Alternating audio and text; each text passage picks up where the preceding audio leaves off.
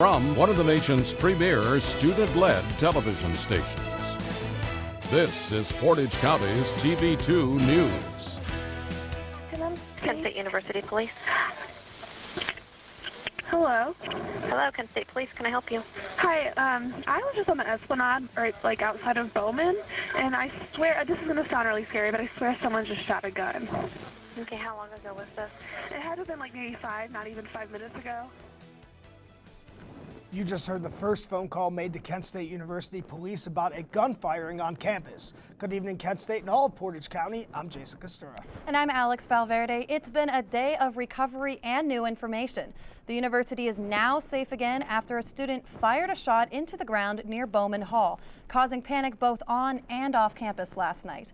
Police say the shooting occurred as a result of a domestic dispute between the shooter and two women. Police ordered a campus lockdown while searching for the armed student.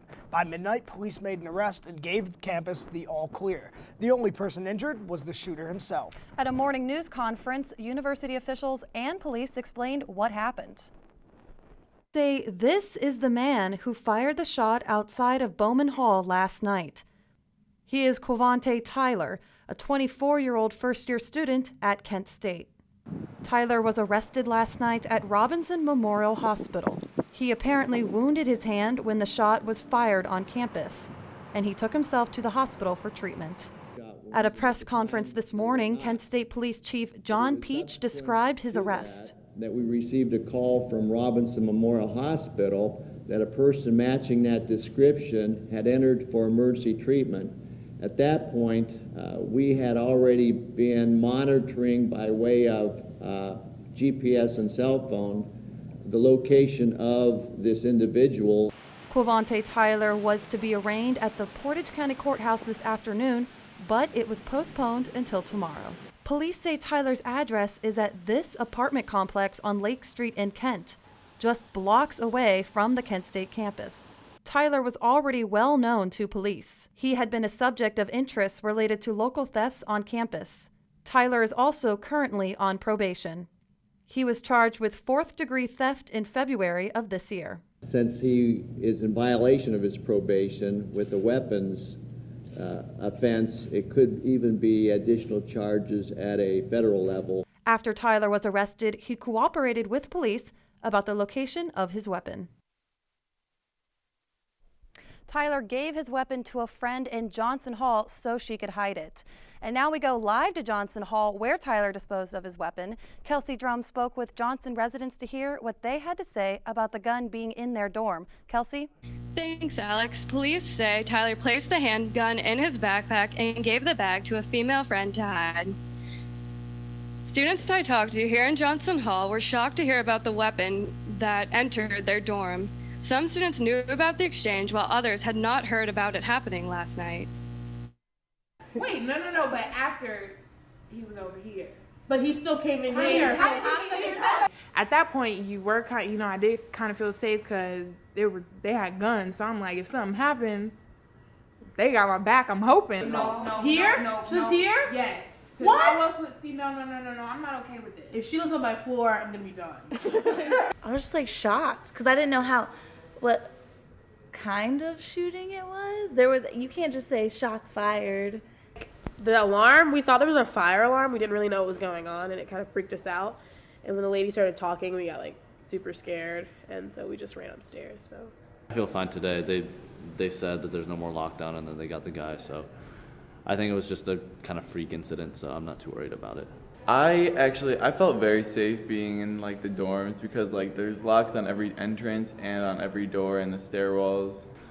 I was a little worried. Like I know I had a friend out of the dorm, so I called him and made sure that he was like in a good location. Although many residents were scared last night, they felt comfort knowing the university and police forces were working hard to keep them safe as possible. Jason? Thank you, Kelsey. And yes, university officials said they did everything they could and were successful in keeping students safe around campus and under control last night. As students opened their emails this morning, they were met with this message from President Lester Lefton. "I'm proud of the students and staff who rose to the moment by calming others during the hours that they were searching for the suspect." President Lefton also appeared at a press conference last night to reassure students of their safety. Our number one priority every single day, 24 hours a day, is the safety, health, and welfare of our students. They're why we are here. When this incident happened, the university team responded quickly, expeditiously, and were on the scene in a matter of moments. This morning at a Kent State press conference, officials told reporters they were proud of the staff and students' response to the emergency. One of the more gratifying moments that we have had during this unfortunate incident was learning that much of the training that we in the university have provided over the last 4 years relative to active shooter training was really understood and followed by students, faculty, and staff. I just want to thank our student body for their cooperation and patience. And it's times like these when you know the true colors of your family. And last night it was a great privilege to be a part of a community that came together in the way it did and cooperated with one another. The university also added that this situation was handled better than the last time the campus experienced an active shooter in 1992 when Mark Cunningham, a 1985 graduate, was shot and killed in an exchange with Kent City Police. And now let's take a closer look back at the events that took place last night, from the original gunshot to the final text alert that everything was all right. Wednesday, April 2nd, 2014 will not soon be forgotten. My natural instinct was to run, so I ran. For some, it began with a text alert. I was scrolling down and I saw the flash alert on my phone.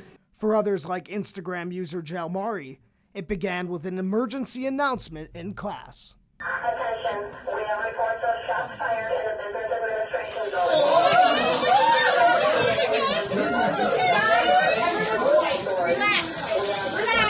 But it truly all began when a gunfire shot was reported near Bowman Hall around 8 p.m. Wednesday. Police from 10 different agencies, plus the KSU Police Department, began searching for a suspect described as a black male wearing basketball shorts carrying a silver handgun.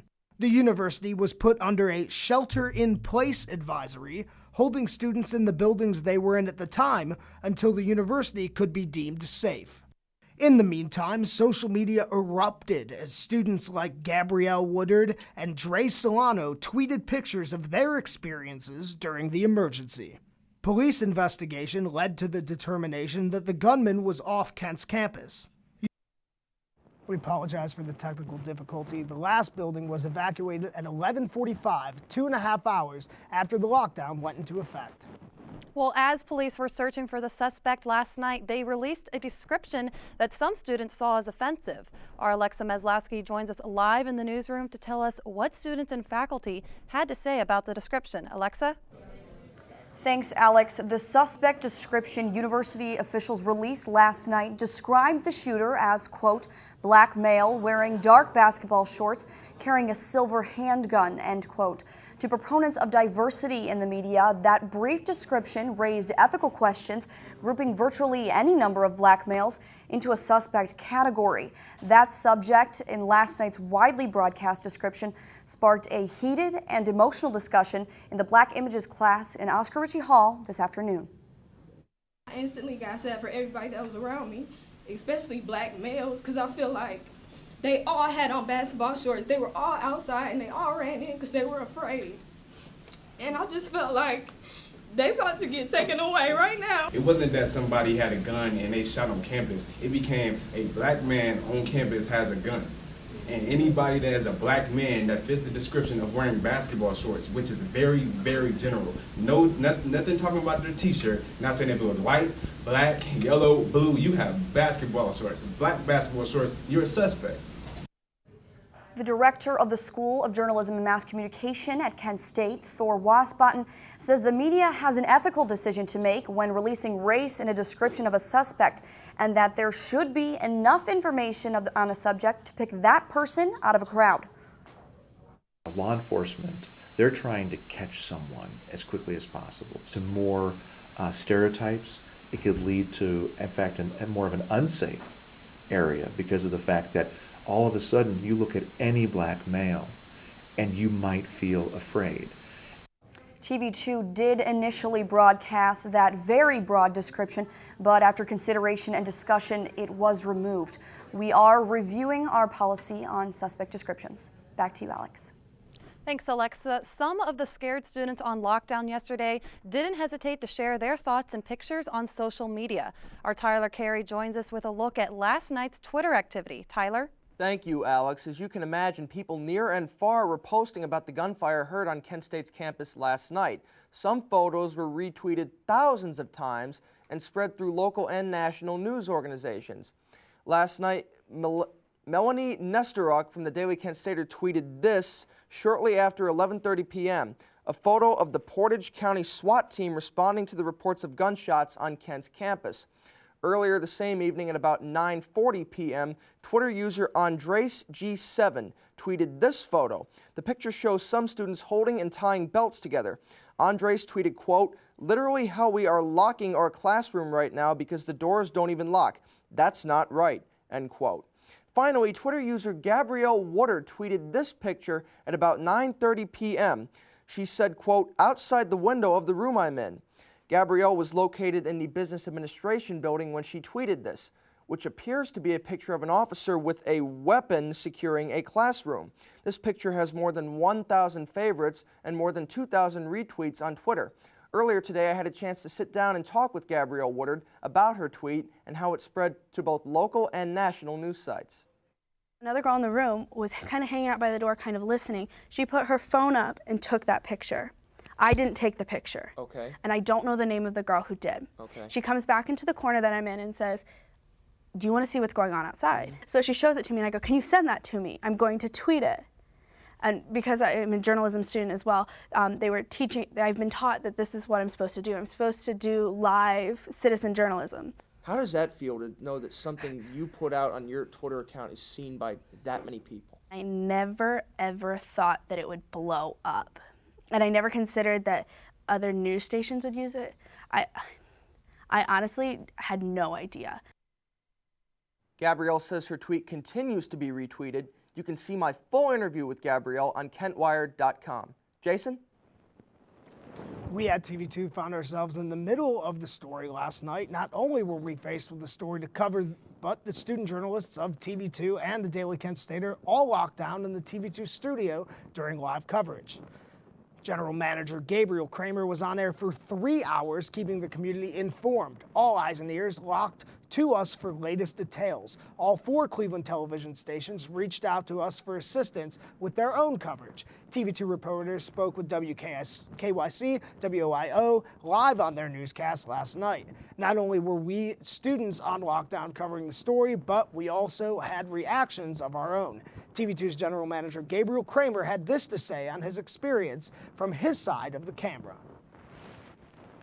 Acting like a reporter was not the first thing we wanted to do. We wanted to make sure everyone was safe first and foremost. We went through the halls, see if there were any students, extra classes. PRSSA was down the hall. There was even a girl at a bus stop. We asked her to come inside. We made sure all the doors were closed. And we brought everyone together in the newsroom and then finally to the studio to make sure that everyone was safe and in a room that would be hard to get into. And then I'm sitting at the anchor desk where it's usually me and the camera, or me, a camera, a co-anchor, and a floor director. And it was me, the camera, and 45 other students all looking at me, and the looks on their faces of panic, worry, sadness, and TV2 was the voice of information for the campus last night. And I'm very proud of the team for putting that together and working diligently and taking our passion to serve this community well. Today, once campus calmed down, WJW and WKYC visited TV2, interviewing Kramer and other student journalists who covered the event and experienced it firsthand last night. Now, all of this together, what an experience. You know, I think Really, the one yeah. photo really sums it up by Gabrielle Woodard, the photo of the armed officer out in the hallway. I mean, what emotional experience. Right, and there were so many people, you know, not just on Twitter, on Facebook, you know, Instagram too, so many people over social media, and so, you know, the word just spread and it went everywhere. You know, and I think this is something that we'll never forget in our I don't think we will careers. either. We'll all remember where we were when we received that first text alert and calling all of our friends, making sure they were okay, getting calls from family members, you know, everyone was Exactly. worried. It was just a very unique situation. And we're staying on the story. We'll have more coverage tomorrow, including Tyler's arraignment in Ravenna. And we have some other news of the day coming up, including a look inside the new Kent Courthouse. And Lori Laubach will have your complete weather forecast. You're watching TV2 News at 6. Stay tuned.